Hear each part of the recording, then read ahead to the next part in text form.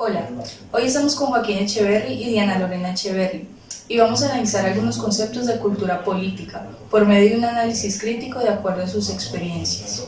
¿Cómo define política? ¿Cuál es la diferencia entre la política y lo político? El sistema político va enfocado hacia la política, que es el arte de servir. ¿Qué diferencias, similitudes y relaciones hay entre Estado, nación y gobierno? Es un sistema que se organiza por medio de la política para ejercer y estar trabajando por el bien de un país como mandatario. ¿Qué diferencias, similitudes y relaciones hay entre participación política y democracia? La participación política hacia la democracia es siempre trabajando y respetando el derecho a la igualdad hacia la comunidad. ¿Qué elementos involucra el ser ciudadano y cómo definirías los derechos y deberes del ciudadano? Yo como ciudadano, yo trabajo por el bien familiar, por el bien social y por el bien de la comunidad, sin necesidad de ser mandatario, sino por hacer respetar los derechos colectivos al bien de un pueblo.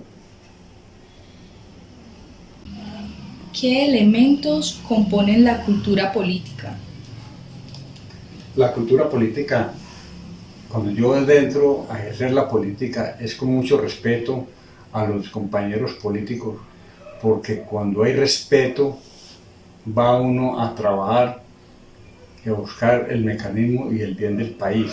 Y cuando hay buena cultura y con el respeto de los demás políticos, va siempre a sembrar una semilla hacia la paz por el bien de un país.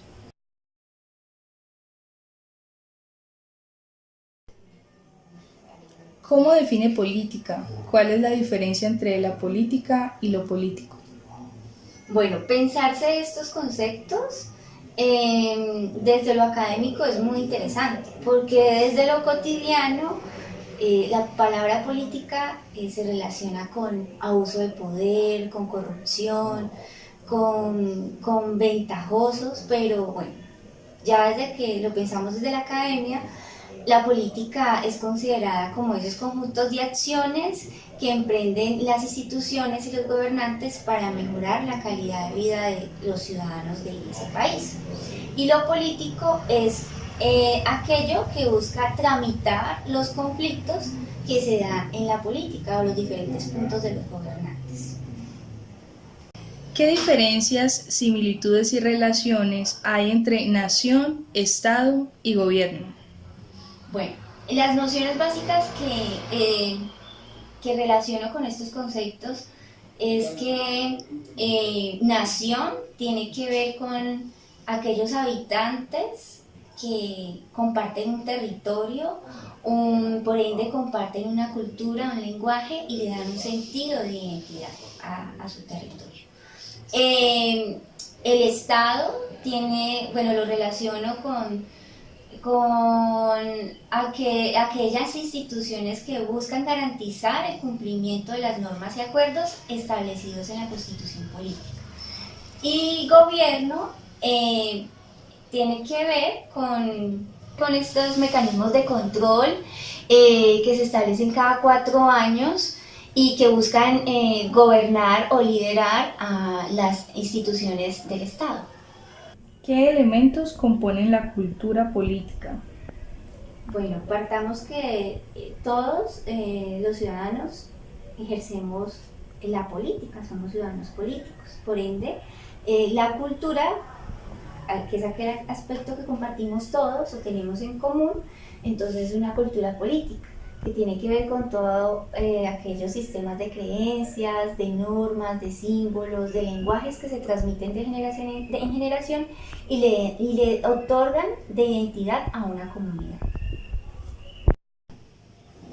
¿Qué diferencias, similitudes y relaciones hay entre participación política y democracia?